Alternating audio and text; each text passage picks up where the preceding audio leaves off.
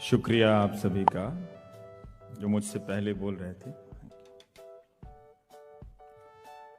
Stalin साहब, मैं भी जब यहाँ आ रहा था तो सोचा कि इस तरफ जितने लोग हैं शायद इतने होंगे।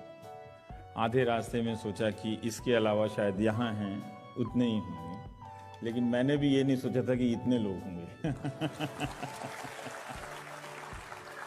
तो जब दरवाजे से झांका देखा इतने लोग हैं, वो भी रविवार की दोपहर, तो मैं थोड़ा घबरा गया। एक ऐसे समय में जब मैं अखबार बहुत कम पढ़ता हूँ और टीवी नहीं देखता हूँ, न्यूज़ पोर्टल के लिए इतने लोग आए हैं, तो मैं अपने आप से पूछने लगा कि मैं कहीं नेगेटिव तो नहीं हो गया हूँ लाइफ में। ऐसा ही बात है कि मैं टीवी नहीं देखता हूँ। अब इतना भी कोई 100% ना सोचे, पर हाँ चलिए ठीक है, अपवाद के रूप में 1-2% देखता हूँ। लेकिन आम प्राय अगर लगा दी जाए, प्राय से अगर कोई असुविधा ना हो तो प्राय मैं टीवी अब नहीं देखता। और जब भी मैं घर से आता जाता हूँ, अपने कमरे से निकलता हूँ, तो वो टीवी जो दिन भर कभी न्यूज़ चैनल चलता रहता था, अब नहीं चलता है। तो मैं सोचता रहता हूँ कि एक स्पेस है जो मेरे घर में, ये हमेशा बंद है, कहीं ख़राब तो नहीं हो गया है, या मेरे घर में लोग नहीं है जो इसे देख नहीं रहे हैं। आप लोग देखते होंगे, आपको अच्छा लगता होगा, देखना चाहिए। अगर अच्छी चीज़ है तो देखनी चाहिए उसमें। हम एक ऐसे समय से गुज़र रहे हैं, और ये पहले बता दूं कि पत्रकारिता का कभी कोई स्वर्ण काल था नहीं, और वो हमेशा किसी सोने की तलाश में जो भी उसके पास काल है वो खा गए सब। कि हम सोना हासिल करेंगे लिख के, वो तो हुआ नहीं। तो इसलिए मैं बधाई देना चाहता हूँ अपने साथी अशोक को कि उसने कुछ करने के लिए सोचा है और इतना बड़ा सोचा है, और आप लोग ने उसका हौसला बढ़ाया है अशोक का, कि पहले ही दिन इतनी बड़ी संख्या में आए हैं। और इसके अपने सांगठनिक कुशलता का भी उसकी तारीफ करनी चाहिए। कुछ बात होगी कि इतने लोगों को सहेज सकता है ये। मैं तो आज तक घर में एक छोटी पार्टी नहीं दे सका, सोचा मैं किसको बुलाऊंगा और कौन आएगा इस शहर में। खुद पे भरोसा नहीं है, लेकिन जो लोग इस एज में करते हैं, हम सबको इस खूबी का अलग से हौसला बढ़ाना चाहिए कि अलग अलग उम्र के, अलग अलग पृष्ठभूमि के लोगों को सहेज लेना, जमा कर लेना छोटी बात नहीं होती है। ज़रूर इसमें अशोक और उनकी टीम के जो लोगों ने काफ़ी महीने लगाए होंगे, बहुत शौक से लगाए होंगे, तो उसका आदर करना चाहिए। मैंने इसलिए कहा कि मैं टीवी नहीं देखता, पर मैं टीवी बहुत देखता था, बीमार की तरह। और एक दौर आया जो नहीं देखने के कारण हैं, वो ईमानदारी से मैं स्वीकार करता हूँ कि मैं भी वही करता हूँ। एक दौर आया कि जब धीरे धीरे टेलीविज़न से रिपोर्टिंग समाप्त की जाने लगी, और हो गई अपने अपने कारणों से, और उसके नतीजे में ये हो रहा था कि सारी जो हकीकत है सोसाइटी की, वो अब 4 लोगों तक है। और वो 4 लोग जो भेजे जाते हैं, वो कुछ बातों की राजनीतिक समझ रखते होंगे, लेकिन रिपोर्टिंग से जो देश भर से जो चीज़ें जमा की जाती हैं, इसमें अलग अलग मुद्दों पर आप लगातार जानते रहते हैं, वो अब बंद हो गया है। हाँ या ना में सवाल दे दीजिए तो ग्रे एरिया का स्कोप खत्म हो गया है। अगर आप हाँ या ना में सवाल नहीं देते, तो ये जनमत बनाने के नाम पर जो जनमत की मौत हुई है, उसकी हत्या हुई है, तो उसी के शोक में मैं टीवी नहीं देखता हूँ। हालांकि जो दुनिया में बनाना चाहता था वो भले मैं नहीं बना पाया, लेकिन मैं चाहता हूँ कि जो भी जितना प्रयास कर रहा है और जिस दिन तक वो अगर बना ले, तो उसका हौसला ज़रूर बढ़ाना चाहिए। हम सबको इस बात को ध्यान से देखना चाहिए। मैं आपसे भी पूछना चाहता हूँ कि आप टीवी क्यों देखते हैं, आप अखबार क्यों पढ़ते हैं? मतलब क्या जानकर कल से क्या बेहतर हो गए? चीजें तो वहीं पहुंच रही हैं कि आप अगर आज ये दंगा है तो 84 का भी दंगे की बात करो, तो सब हर घटना की पृष्ठभूमि 20 साल पहले की तो है।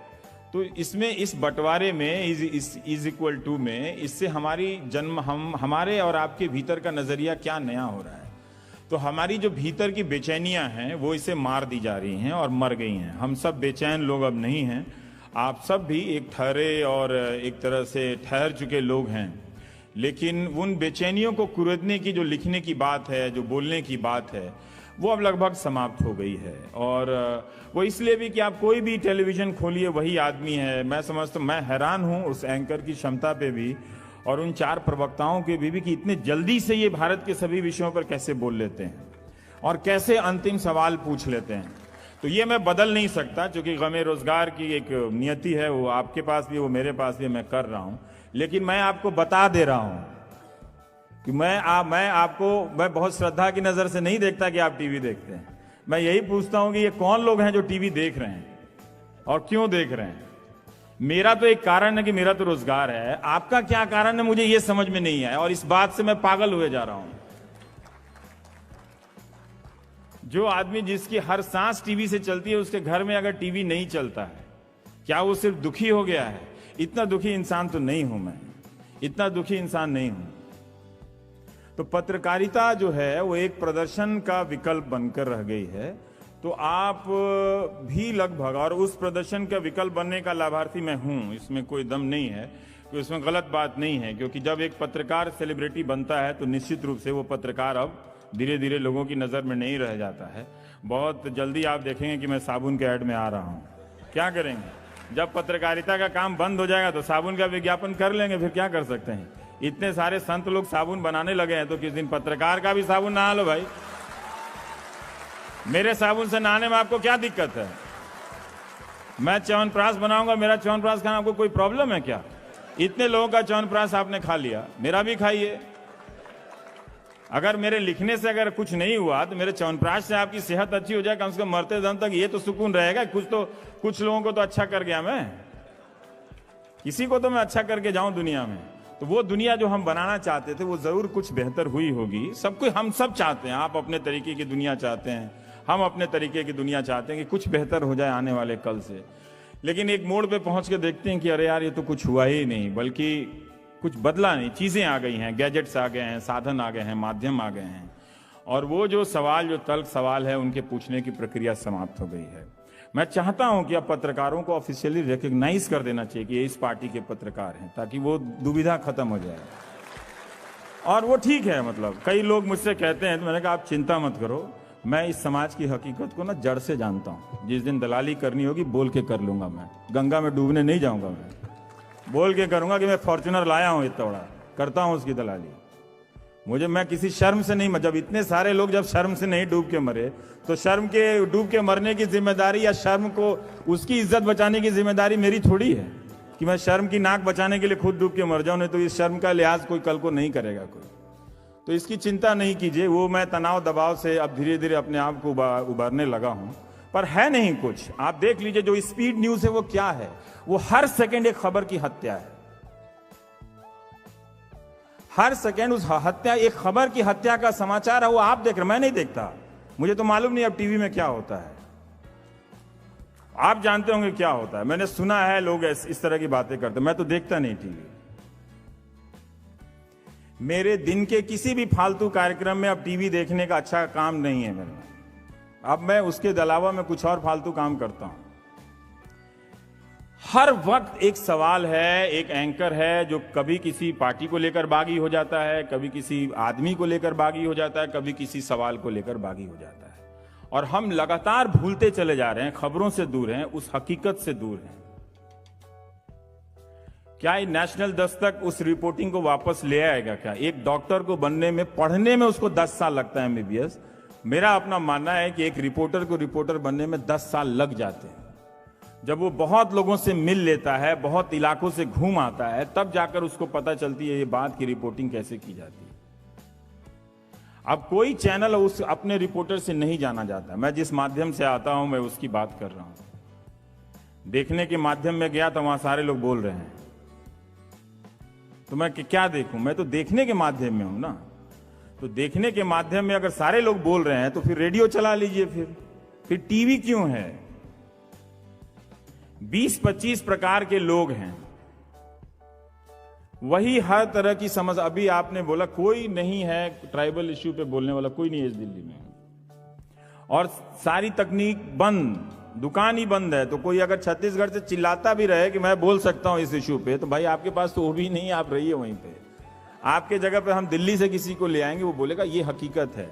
एक दर्शक के रूप में मैं हमेशा पूछता हूं कि मैं अभी सवाल को क्यों ढोता रहूंगा कि पत्रकारिता की जिम्मेदारी और उसके सवाल का जवाब पत्रकार दे।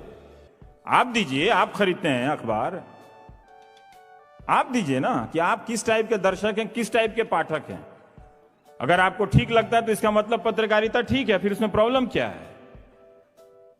हर समय तो हम नहीं देंगे ना। तो ये एक दर्शक को पूछना पड़ेगा कौन चाहता है, क्या आप चाहते हैं कि पत्रकारिता अच्छी हो? तो फिर आप इस बात के लिए आप मेरे लिए भी लड़ेंगे ना कि ऐसा थोड़ी होगा मुझे इस्तीफा दे के हीरो नहीं बनना है। कहां कहां तक देते रहेंगे इस्तीफा? आपकी भी जिम्मेदारी है कि आप मेरी रक्षा तो कीजिए। आप वही अखबार खरीदे जा रहे हैं, वही टेलीविजन चैनल देखे जा रहे हैं, कहीं कुछ आप बदलने के लिए तैयार नहीं है और हम इस भ्रम में बागी हुए जा रहे हैं कि हम आपको बदल रहे हैं। तो आप बदलेंगे नहीं। एक सवाल आपने पूछा स्टालिन साहब कि क्या कोई फर्क पड़ना चाहिए। मुझे लगता है कि अगर बातों से, घटनाओं से अगर फर्क नहीं पड़ता है तो आपको कम से कम पत्रकार तो नहीं होना चाहिए था। मैं दादरी गया था और सही है कि हर घटना पे उतना आप विचलित नहीं होते हैं, हर बात पे उस तरह से विचलित नहीं होते हैं। लेकिन जब मैं वहाँ से लौट के आ रहा था तो उस रास्ते से लौटते हुए बादलपुर चला गया मैं। तो वहाँ जो अंबेडकर की मूर्तियाँ बनी हुई हैं, लगी हुई हैं, तो किसी के घर से खड़ा होकर देखने लगा मैं। लेकिन फिर भी उस घटना की और उस दादरी गांव में जो मिल के जो बातों का असर हुआ, मैं गाड़ी में बैठते बैठते बहुत सीरियस बीमार पड़ गया। इतना बीमार पड़ा कि मैं ऑफिस नहीं गया। मुझे आमतौर पे मुझे पेट दर्द और उल्टी क्या चीज़ होती मुझे नहीं मालूम, इन सब का मुझे अनुभव नहीं है बिना च्यवनप्राश खाए। लेकिन मैं उल्टी हुई और घर जाकर मैं सोफे पे लेट गया। मुझे लगा कि सबसे बीमार आदमी मैं ही हूँ। मैं ऑफिस नहीं गया उसके बाद से। मेरे कई दोस्त मुझे फ़ोन करके डांटने लगे कि तुमने कोई ठेका ले रखा है। मैंने कोई ठेका नहीं ले रखा। वहाँ 50 लोग मेरे अलावा और भी गए थे और वो लोग भी रिपोर्टिंग कर रहे थे। मैं भी अपने आज के दिन के लिए रिपोर्टिंग करने के लिए गया था कि मुझे वो बहस नहीं करनी थी। लेकिन अगर आप अपने समाज के भीतर की असहिष्णुता को देखकर विचलित नहीं होते हैं, उससे प्रभावित नहीं होते हैं, इसका मतलब आप में कुछ गड़बड़ी है। आप कम से कम योगा तो ज़रूर कर लीजिए आप, और अगर कुछ नहीं कर सकते हैं तो आप में कुछ तो कमियां हैं। आपके पास सोशल मीडिया है, ट्विटर है, आप सहिष्णुता असहिष्णुता का जितना मजाक उड़ाना चाहते हैं उड़ा लीजिए। ये जो समूह बनाते हैं लोग मजाक उड़ाने वाले में से, उसी में से एक दिन आपको जब निजी तकलीफ होगी ना तो वो लोग वैसे ही हंसेंगे और आप अकेले पड़ जाएंगे। ऐसे मैंने देखा है। तो ये जो नज़रिया बनता है उसमें शामिल मत होइए। आपके पास बहुत ताकत है सहिष्णुता असहिष्णुता को लेकर मजाक उड़ाने की, खूब उड़ाइए। आप पूछिए हमसे कि आप 84 में थे कि नहीं। अब मेरी क्या गलती थी कि हम तो स्कूल में थे, हमको तो छठे में छोड़ के जाके रिपोर्टिंग कर देना चाहिए था वहाँ से। हमें थोड़ी पता था कि बाद में जाके 2015 के साल में अगर 84 से ये समाज नहीं सीख रहा है, 2015 के साल में जाके दादरी कर देगा। तो मैं 84 में भी जाके रिपोर्टिंग कर देता, आपने भले लिखना नहीं सीखा था। तो इस तरह के हमले हो रहे हैं और मैं देखता हूं कि समाज के लोग कम से कम लिखने बोलने वालों के तरफ आते नहीं हैं, उसके बचाव में नहीं आते हैं। ये अच्छी बात है, वो आपकी जो जिम्मेदारी आप निभाइए, मैं कहता नहीं, मैं बस सिर्फ पूछ रहा हूं और बता रहा हूं। मुझे अकेले चलने में कोई फर्क नहीं पड़ता, मैं चल लेता हूं। इन गुमनामियों से कोई डर नहीं लगता है। जो शोहरत है उसे आनी जानी है, वो कोई मकान तो है नहीं कि हम बना लेंगे, और मकान भी बना लीजिएगा तो क्या पता कपार के ऊपर से फ्लाईओवर बन जाएगा, कोई दूसरी रफ्तार से गाड़ी जाएगा, तो कुछ भी अस्थाई तो नहीं है। लेकिन सर फर्क पड़ता है। कुछ चीज़ें हैं जहां मैं समझौता नहीं कर सकता। अगर मैं वहां समझौता कर लिया तो मुझे सचमुच फॉर्च्यूनर खरीदने के उपायों के बारे में जल्दी सोचना चाहिए, क्योंकि वो गाड़ी बनी है, उसका भी सुख भोग लेना चाहिए अगर आप में इतना है तो। इसलिए फ़र्क पड़ना चाहिए। कुछ सवाल है, भले आप कर पाएँ या ना कर पाएँ, वो अलग सवाल हो जाता है।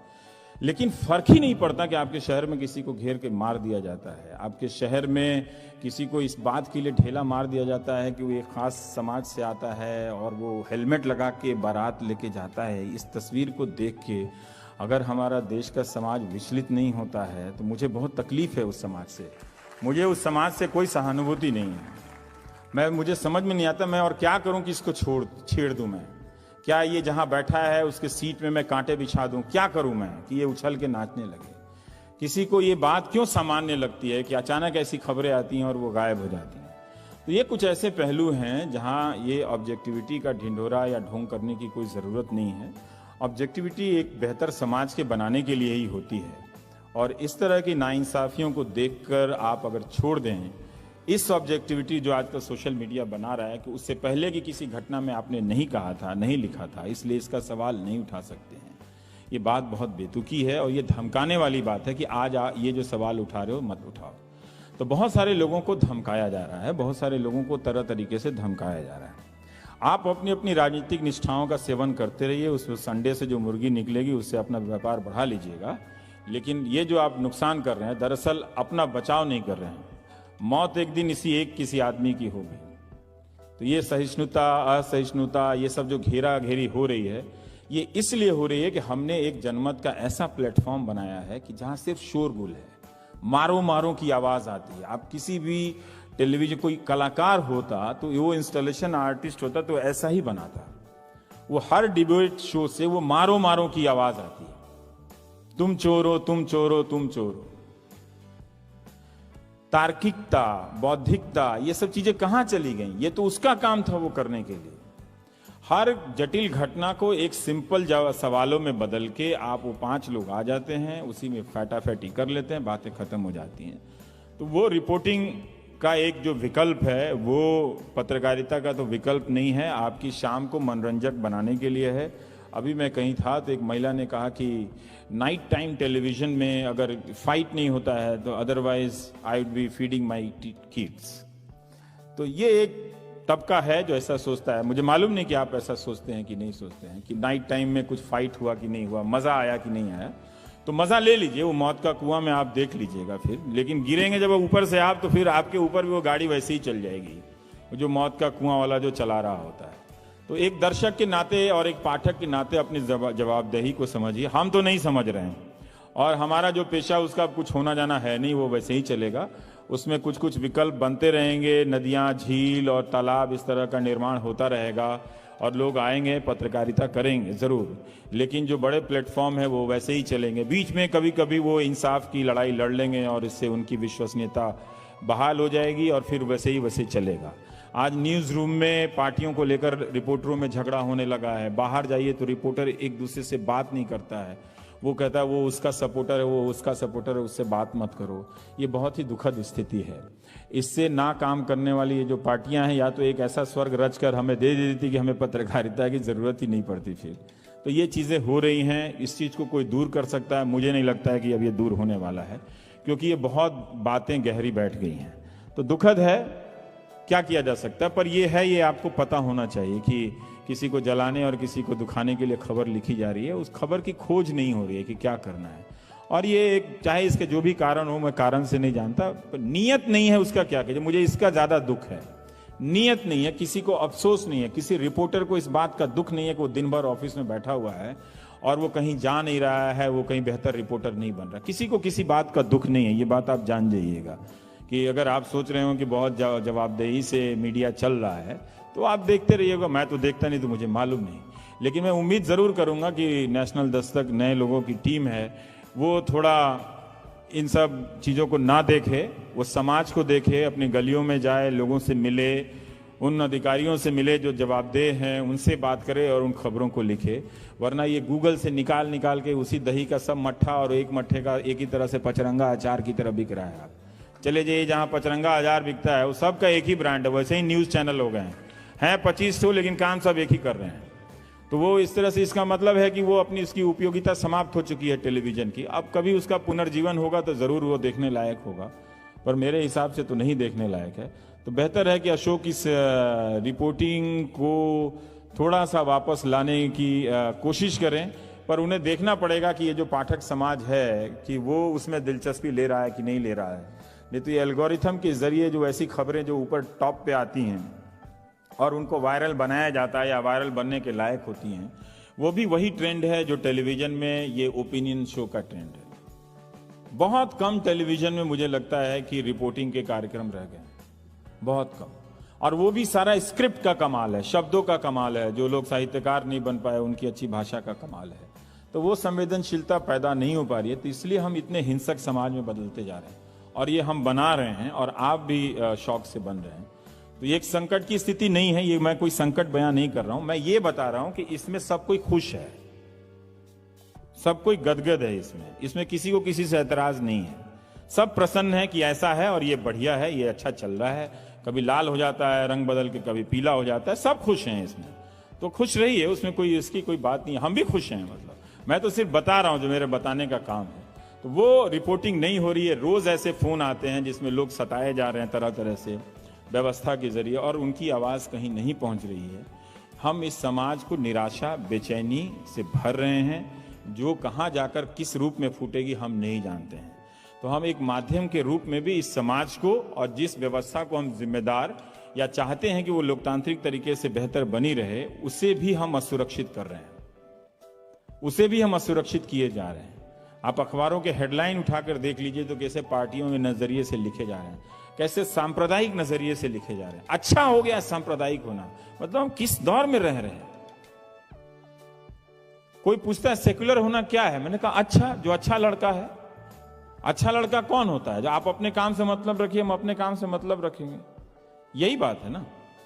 सेक्युलर होना खराब हो जाए, सांप्रदायिक होना अच्छा हो जाए, उस पर पूछ रहे हैं आप। मैंने पढ़ाई लिखाई सब बेच आए हैं क्या? सोचना वोचना सब बंद कर दिए क्या? सांप्रदायिक होना कैसे अच्छा हो सकता है? किसी से आप किसी कारण को लेकर नफरत करते हैं, वो कैसे अच्छा हो सकता है? कोई बात की तुक होनी चाहिए ना, वो कैसे हो सकता है? आप नफरत ही तो कर रहे हैं ना, कोई भी कारण दे रहे हो, कारण जायज हो सकता है क्या? जायज कारणों के आधार पर किसी से आप नफरत कर सकते हैं क्या? फिर तो हम एक हिंसक समाज को मान्यता दे रहे हैं। क्योंकि आपने मेरा पर्स छीना है तो आपको मार दिया जाना चाहिए। क्या हम ऐसे समाज की तरफदारी में बैठना चाहते हैं, उठना चाहते हैं? हर कोई चुप हो गया है।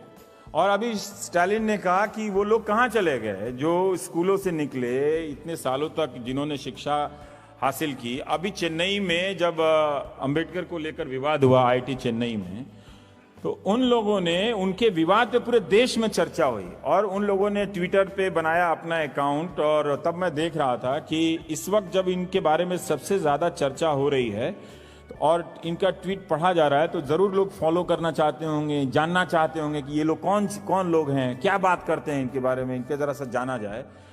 तब भी देखा कि उनका फॉलोअर बढ़ ही नहीं रहा है। तो ये रिजेक्शन है कि हम तुम्हारे बारे में जानना ही नहीं चाहते हैं। ये वो कौन लोग हैं जो उसके बारे में नहीं जानना चाहता है? वो तो बाकी चीजों को बहुत लाइक कर रहा है, बाकी चीजों को बहुत वायरल कर रहा है, रीट्वीट कर रहा है।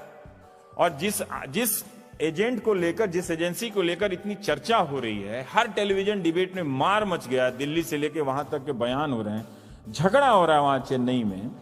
उन लोगों के बहुत सारे जो ट्विटर हैंडल हैं उस पर 500-600 लोग फॉलोअर हैं। क्या हमारा दलित समाज सोशल मीडिया पे नहीं है? मुझे नहीं लगता कि नहीं है। अगर है तो वो बोलने में, उसको क्या उसमें साहस नहीं है बोलने के लिए?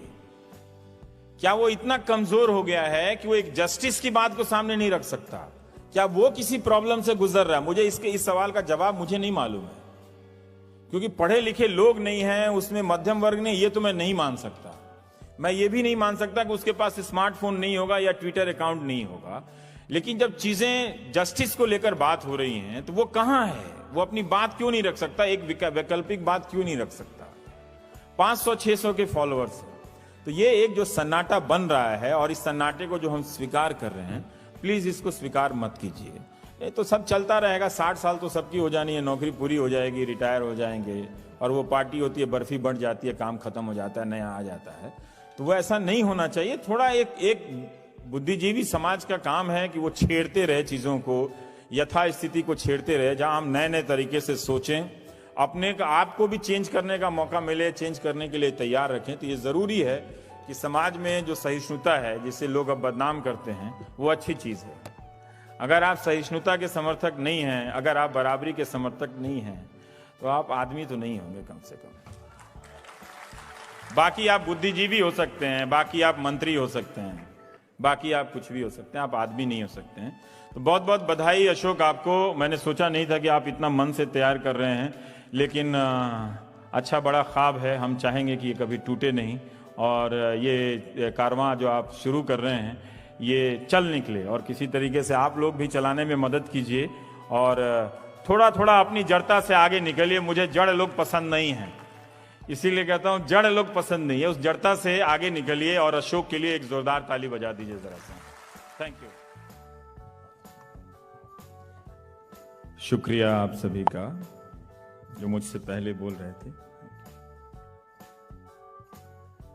स्टालिन साहब, मैं भी जब यहाँ आ रहा था तो सोचा कि इस तरफ जितने लोग हैं शायद इतने होंगे, आधे रास्ते में सोचा कि इसके अलावा शायद यहाँ हैं उतने ही होंगे, लेकिन मैंने भी ये नहीं सोचा था कि इतने लोग होंगे। तो जब दरवाजे से झांका देखा इतने लोग हैं, वो भी रविवार की दोपहर, तो मैं थोड़ा घबरा गया। एक ऐसे समय में जब मैं अखबार बहुत कम पढ़ता हूँ और टीवी नहीं देखता हूँ, न्यूज़ पोर्टल के लिए इतने लोग आए हैं, तो मैं अपने आप से पूछने लगा कि मैं कहीं नेगेटिव तो नहीं हो गया हूँ लाइफ में। ऐसा ही बात है कि मैं टीवी नहीं देखता हूँ। अब इतना भी कोई 100% ना सोचे, पर हाँ चलिए ठीक है, अपवाद के रूप में 1-2% देखता हूँ। लेकिन आम प्राय अगर लगा दी जाए, प्राय से अगर कोई असुविधा ना हो, तो प्राय मैं टीवी अब नहीं देखता। और जब भी मैं घर से आता जाता हूँ, अपने कमरे से निकलता हूँ, तो वो टीवी जो दिन भर कभी न्यूज़ चैनल चलता रहता था, अब नहीं चलता है। तो मैं सोचता रहता हूँ कि एक स्पेस है जो मेरे घर में, ये हमेशा बंद है, कहीं ख़राब तो नहीं हो गया है, या मेरे घर में लोग नहीं है जो इसे देख नहीं रहे हैं। आप लोग देखते होंगे, आपको अच्छा लगता होगा, देखना चाहिए। अगर अच्छी चीज़ है तो देखनी चाहिए उसमें। हम एक ऐसे समय से गुज़र रहे हैं, और ये पहले बता दूं कि पत्रकारिता का कभी कोई स्वर्ण काल था नहीं, और वो हमेशा किसी सोने की तलाश में, जो भी उसके पास काल है वो खा गए सब, कि हम सोना हासिल करेंगे लिख लिख के, वो तो हुआ नहीं।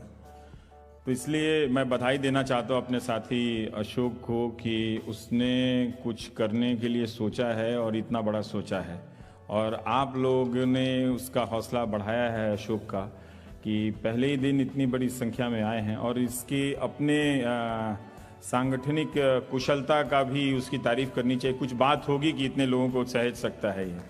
मैं तो आज तक घर में एक छोटी पार्टी नहीं दे सका, सोचा मैं किसको बुलाऊंगा और कौन आएगा इस शहर में। खुद पे भरोसा नहीं है, लेकिन जो लोग इस एज में करते हैं, हम सबको इस खूबी का अलग से हौसला बढ़ाना चाहिए कि अलग अलग उम्र के, अलग अलग पृष्ठभूमि के लोगों को सहेज लेना, जमा कर लेना छोटी बात नहीं होती है। ज़रूर इसमें अशोक और उनकी टीम के जो लोगों ने काफ़ी महीने लगाए होंगे, बहुत शौक से लगाए होंगे, तो उसका आदर करना चाहिए। मैंने इसलिए कहा कि मैं टीवी नहीं देखता, पर मैं टीवी बहुत देखता था, बीमार की तरह। और एक दौर आया जो नहीं देखने के कारण हैं, वो ईमानदारी से मैं स्वीकार करता हूं कि मैं भी वही करता हूं। एक दौर आया कि जब धीरे धीरे टेलीविज़न से रिपोर्टिंग समाप्त की जाने लगी, और हो गई अपने अपने कारणों से, और उसके नतीजे में ये हो रहा था कि सारी जो हकीकत है सोसाइटी की, वो अब 4 लोगों तक है, और वो 4 लोग जो भेजे जाते हैं वो कुछ बातों की राजनीतिक समझ रखते होंगे, लेकिन रिपोर्टिंग से जो देश भर से जो चीज़ें जमा की जाती हैं, इसमें अलग अलग मुद्दों पर आप लगातार जानते रहते हैं, वो अब बंद हो गया है। हाँ या ना में सवाल दे दीजिए तो ग्रे एरिया का स्कोप खत्म हो गया है। अगर आप हाँ या ना में सवाल नहीं देते, तो ये जनमत बनाने के नाम पर जो जनमत की मौत हुई है, उसकी हत्या हुई है, तो उसी के शोक में मैं टीवी नहीं देखता हूँ। हालांकि जो दुनिया में बनाना चाहता था वो भले मैं नहीं बना पाया, लेकिन मैं चाहता हूँ कि जो भी जितना प्रयास कर रहा है और जिस दिन तक वो अगर बना ले, तो उसका हौसला ज़रूर बढ़ाना चाहिए। हम सबको इस बात को ध्यान से देखना चाहिए। मैं आपसे भी पूछना चाहता हूँ कि आप टीवी क्यों देखते हैं, आप अखबार क्यों पढ़ते हैं? मतलब क्या जानकर कल से क्या बेहतर हो गए? चीज़ें तो वहीं पहुँच रही हैं कि आप अगर आज ये दंगा है तो 84 का भी दंगे की बात करो, तो सब हर घटना की पृष्ठभूमि 20 साल पहले की तो है। तो इसमें इस बंटवारे में इज इक्वल टू में, इससे हमारी हमारे और आपके भीतर का नजरिया क्या नया हो रहा है? तो हमारी जो भीतर की बेचैनियां हैं वो इसे मार दी जा रही हैं और मर गई हैं। हम सब बेचैन लोग अब नहीं हैं। आप सब भी एक ठहरे और एक तरह से ठहर चुके लोग हैं, लेकिन उन बेचैनियों को कुरेदने की जो लिखने की बात है, जो बोलने की बात है, वो अब लगभग समाप्त हो गई है। और वो इसलिए भी कि आप कोई भी टेलीविजन खोलिए वही आदमी है। मैं समझता हूँ, मैं हैरान हूँ उस एंकर की क्षमता पे भी और उन 4 प्रवक्ताओं के भी कि इतने जल्दी से ये भारत के सभी विषयों पर कैसे बोल लेते हैं और कैसे अंतिम सवाल पूछ लेते हैं। तो ये मैं बदल नहीं सकता, क्योंकि गमे रोजगार की एक नियति है, वो आपके पास भी, वो मेरे पास भी, मैं कर रहा हूं। लेकिन मैं आपको बता दे रहा हूं कि मैं बहुत श्रद्धा की नजर से नहीं देखता कि आप टीवी देखते हैं। मैं यही पूछता हूं कि ये कौन लोग हैं जो टीवी देख रहे हैं और क्यों देख रहे हैं। मेरा तो एक कारण है कि मेरा तो रोजगार है, आपका क्या कारण है मुझे ये समझ में नहीं आया और इस बात से मैं पागल हुए जा रहा हूं। जो आदमी जिसकी हर सांस टीवी से चलती है, उसके घर में अगर टीवी नहीं चलता है, क्या वो सिर्फ दुखी हो गया है? इतना दुखी इंसान तो नहीं हूं मैं, इतना दुखी इंसान नहीं हूं। तो पत्रकारिता जो है वो एक प्रदर्शन का विकल्प बनकर रह गई है। तो आप भी लगभग, और उस प्रदर्शन का विकल्प बनने का लाभार्थी मैं हूं, इसमें कोई दम नहीं है कि उसमें गलत बात नहीं है। क्योंकि जब एक पत्रकार सेलिब्रिटी बनता है तो निश्चित रूप से वो पत्रकार अब धीरे धीरे लोगों की नज़र में नहीं रह जाता है। बहुत जल्दी आप देखेंगे कि मैं साबुन के ऐड में आ रहा हूं। क्या करेंगे? जब पत्रकारिता का काम बंद हो जाएगा तो साबुन का विज्ञापन कर लेंगे, फिर क्या कर सकते हैं। इतने सारे संत लोग साबुन बनाने लगे हैं तो किस दिन पत्रकार का भी साबुन नहा लो भाई। मेरे साबुन से नहाने में आपको क्या दिक्कत है? मैं च्यवनप्राश बनाऊंगा, मेरा च्यवनप्राश खाना आपको कोई प्रॉब्लम है क्या? इतने लोगों का च्यवनप्राश आपने खा लिया, मेरा भी खाइए। अगर मेरे लिखने से अगर कुछ नहीं हुआ तो मेरे च्यवनप्राश से आपकी सेहत अच्छी हो जाए, कम से कम मरते दम तक ये तो सुकून रहेगा। कुछ लोगों को तो अच्छा कर गया मैं, किसी को तो मैं अच्छा करके जाऊं दुनिया में। तो वो दुनिया जो हम बनाना चाहते थे वो जरूर कुछ बेहतर हुई होगी। सबको, हम सब चाहते हैं, आप अपने तरीके की दुनिया चाहते हैं, हम अपने तरीके की दुनिया चाहते हैं कि कुछ बेहतर हो जाए आने वाले कल से। लेकिन एक मोड़ पे पहुंच के देखते हैं कि अरे यार ये तो कुछ हुआ ही नहीं, बल्कि कुछ बदला नहीं। चीजें आ गई हैं, गैजेट्स आ गए हैं, साधन आ गए हैं, माध्यम आ गए हैं, और वो जो सवाल, जो तल्ख सवाल है, उनके पूछने की प्रक्रिया समाप्त हो गई है। मैं चाहता हूं कि अब पत्रकारों को ऑफिशियली रिकॉग्नाइज कर देना चाहिए कि ये इस पार्टी के पत्रकार हैं, ताकि वो दुविधा खत्म हो जाए। और वो ठीक है, मतलब कई लोग मुझसे कहते हैं, तो मैंने कहा आप चिंता मत करो, मैं इस समाज की हकीकत को ना जड़ से जानता हूं। जिस दिन दलाली करनी होगी बोल के कर लूंगा, मैं गंगा में डूबने नहीं जाऊंगा, मैं बोल के करूंगा कि मैं फॉर्च्यूनर लाया हूं, इतना बड़ा करता हूं उसकी दलाली। मैं किसी शर्म से नहीं, जब इतने सारे लोग जब शर्म से नहीं डूब के मरे, तो शर्म के डूब के मरने की जिम्मेदारी या शर्म को, उसकी इज्जत बचाने की जिम्मेदारी मेरी थोड़ी है कि मैं शर्म की नाक बचाने के लिए खुद डूब के मर जाऊं। नहीं तो इस शर्म का लिहाज कोई कल को नहीं करेगा कोई। तो इसकी चिंता नहीं कीजिए। वो मैं तनाव दबाव से अब धीरे धीरे अपने आप को उबारने लगा हूं, पर है नहीं कुछ। आप देख लीजिए जो स्पीड न्यूज है वो क्या है, वो हर सेकंड एक खबर की हत्या है। हर सेकंड उस हत्या, एक खबर की हत्या का समाचार है, वो आप देख रहे, मैं नहीं देखता, मुझे तो मालूम नहीं अब टीवी में क्या होता है। आप जानते होंगे क्या होता है, मैंने सुना है लोग इस तरह की बातें करते, मैं तो देखता नहीं टीवी। मेरे दिन के किसी भी फालतू कार्यक्रम में अब टीवी देखने का अच्छा काम नहीं है मेरे में। अब मैं उसके अलावा मैं कुछ और फालतू काम करता हूं। हर वक्त एक सवाल है, एक एंकर है जो कभी किसी पार्टी को लेकर बागी हो जाता है, कभी किसी आदमी को लेकर बागी हो जाता है, कभी किसी सवाल को लेकर बागी हो जाता है। और हम लगातार भूलते चले जा रहे हैं, खबरों से दूर हैं, उस हकीकत से दूर हैं